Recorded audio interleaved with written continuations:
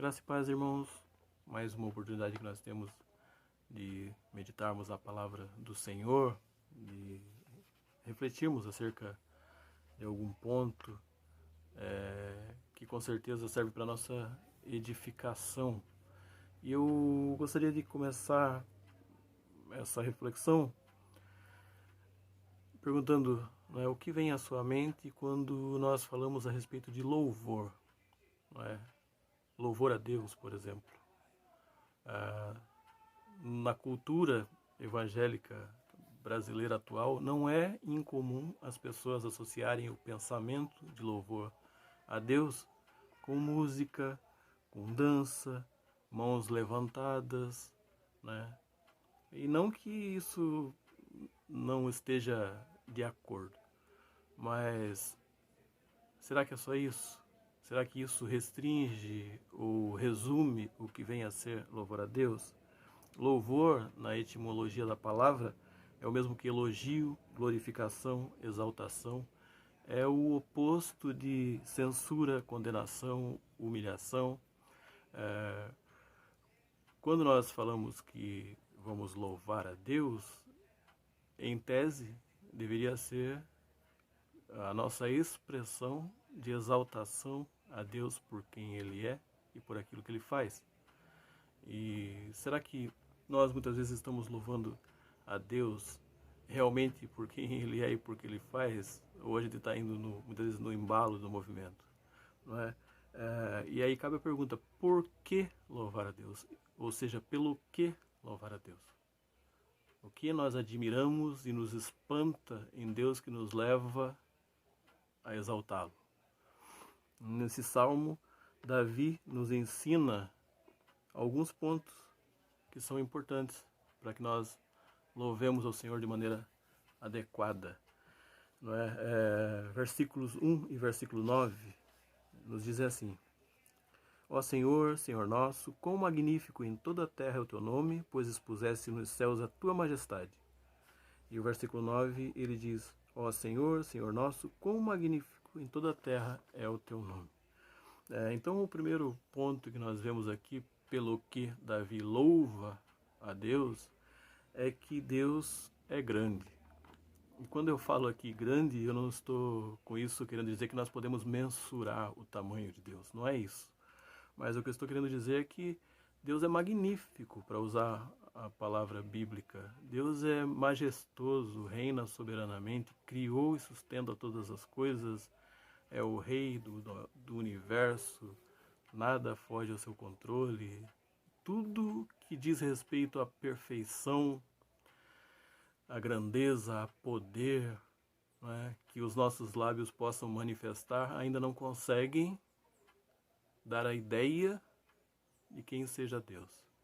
Então, o primeiro ponto, irmãos, é que realmente esse Deus é tremendo.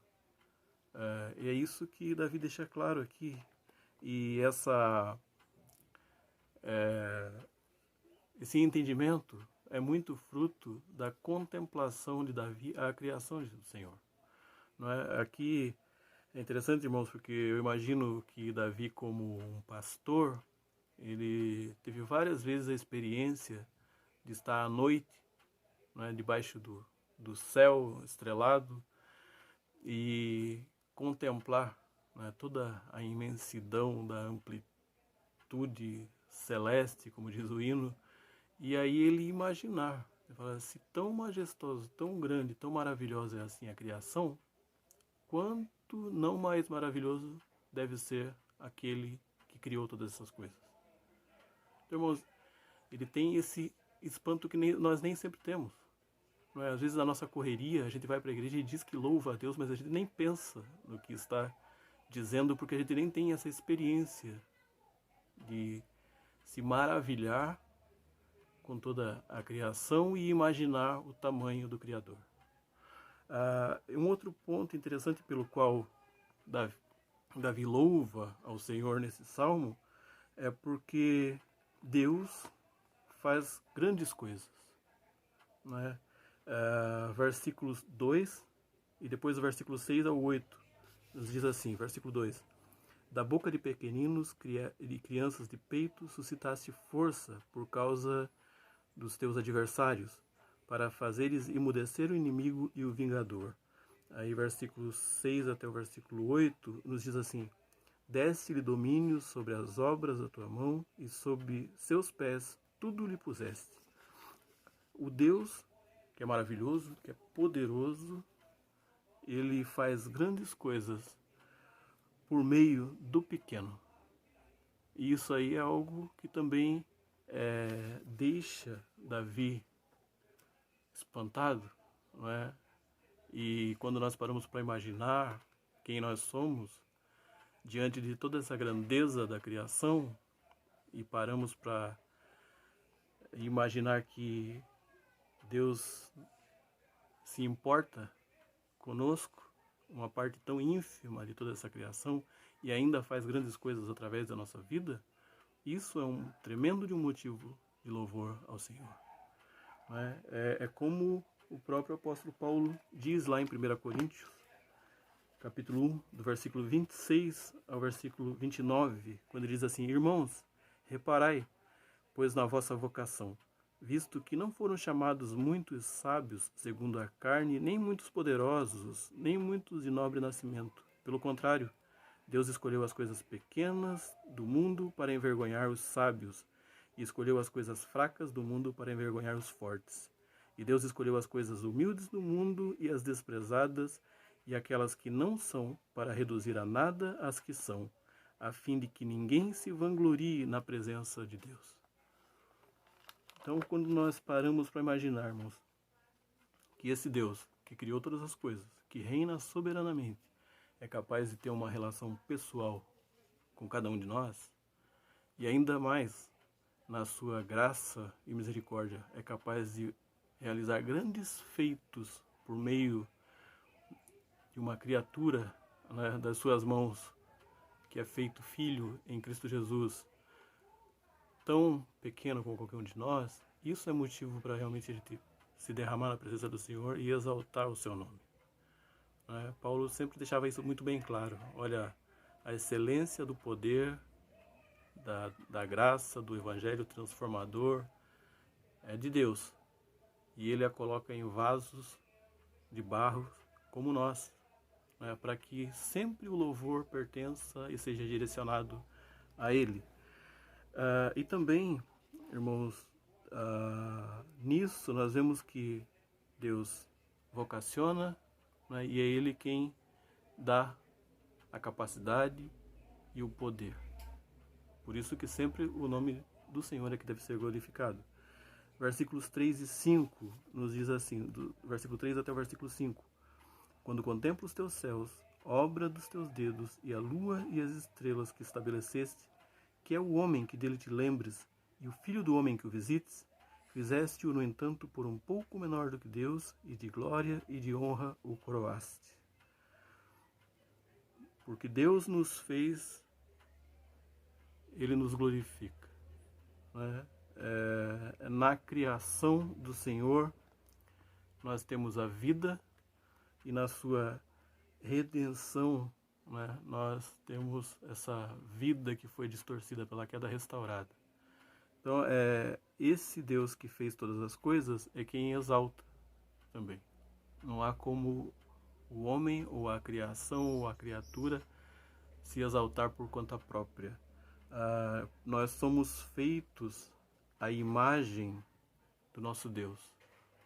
Isso é maravilhoso, é tremendo. Lá em Gênesis 1, 27, deixa isso bem claro, que Deus criou o homem, a mulher, a sua imagem. Nós temos compartilhados com o nosso Criador o seu caráter, características próprias de Deus. E aqui o texto diz que Ele nos fez por um pouco menor do que Deus, e Ele nos coroou de glória e de honra, e nos capacita a vivermos de maneira a que em tudo quanto nós desempenharmos, o seu nome seja glorificado. Então esse privilégio de, mesmo sendo, como eu já disse, uma parte tão ínfima da criação, ainda assim ter um olhar especial por parte do Criador, é algo que deve nos motivar a louvá-lo e a vivermos de uma maneira tal para que em tudo que nós fizermos, entendendo que é fruto da sua capacitação, nós sempre possamos ver como privilégio e deve redundar em louvor e glória àquele que chama, que capacita até mesmo o mais fraco. Então, para concluirmos, nós devemos louvar ao Senhor, louvar a Deus, porque o Deus da criação é também o Deus da redenção.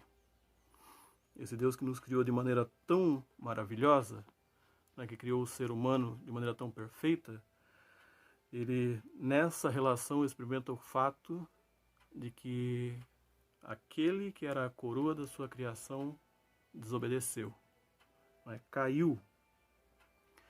E lá em Romanos 3:23, o apóstolo Paulo diz que todos pecaram e carecem da glória de Deus. Aquela imagem do nosso Deus, ela é desvirtuada, é distorcida por conta do pecado. Mas também nós vemos que em Cristo Jesus, o próprio Deus proporciona a possibilidade da restauração dessa imagem. Romanos 8, do 28 ao 30, nos diz assim. Romanos, capítulo 8, do versículo 28 até o versículo 30, ele diz assim: sabemos que todas as coisas cooperam para o bem daqueles que amam a Deus, daqueles que são chamados segundo o seu propósito. Porquanto aos que de antemão conheceu, também os predestinou para serem conformes à imagem de seu Filho, a fim de que ele seja o primogênito entre muitos. E aos que predestinou, a esse também chamou. E aos que chamou, a esses também justificou. E aos que justificou, a esses também glorificou. Essa imagem que havia sido desvirtuada, agora, em Cristo Jesus, Deus trabalha na nossa vida de uma maneira tal para que tudo coopere para que sejamos feitos à imagem do seu Filho. Isso também é motivo, irmãos, para nós louvarmos e bendizermos o seu nome. No versículo 17 do mesmo capítulo 8, ele nos diz assim: ora, se somos filhos, somos também herdeiros, herdeiros de Deus e co-herdeiros com Cristo. Se com eles sofremos, também com eles seremos glorificados. É só em Deus que nós experimentamos uma glorificação verdadeira. Por isso que ninguém deve se vangloriar. Deus, ele abate qualquer um que se vanglorie. Lá em Isaías 42:8, ele diz que a sua glória ele não divide com ninguém. Não é? Agora, já em Tiago 4:6, a palavra diz que ele resiste aos soberbos, mas dá graça aos humildes. Então, somente o Deus glorioso pode nos tornar gloriosos. Não há como alcançarmos essa glória pela nossa própria força. Nós somos chamados a glorificarmos a Deus. E esse Deus que governa sobre todas as coisas, que nos ama de maneira especial, no momento adequado, também nos exalta à medida que nós realmente entendemos que somos seus filhos pela graça que há na obra redentora de Cristo Jesus. Glória verdadeira e eterna somente em Deus. Por isso nós devemos entender, irmãos. Queremos louvar a Deus? Então que a gente entenda isso. Não é? Louvar é exaltar. Mas nós temos que conhecer quem nós exaltamos. Não é? Não elogiar pelo fato de ouvir a respeito, mas na nossa própria experiência com o nosso Deus, saber, primeiramente, da nossa pequenez. Davi se colocava lá naquelas noites estrelada e falava: olha como é grande o universo e como eu sou pequeno. Agora, como é maior ainda o Deus que criou todas essas coisas e como é maravilhoso o fato de que Ele me ama. Não é? E nós que já temos a consciência da obra de Cristo Jesus, ainda temos esse adicional. Olha como é tremendo um Deus que é capaz de se encarnar e morrer em meu lugar, para que eu tenha aquela imagem gloriosa que Ele idealizou, restaurada. Não é? Que Deus nos abençoe, irmãos, que nós possamos louvar verdadeiramente a Deus. Sabe, que a gente não fale palavras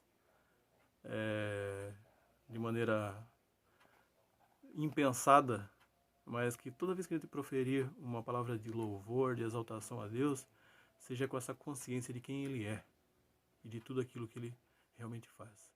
Deus abençoe, irmão.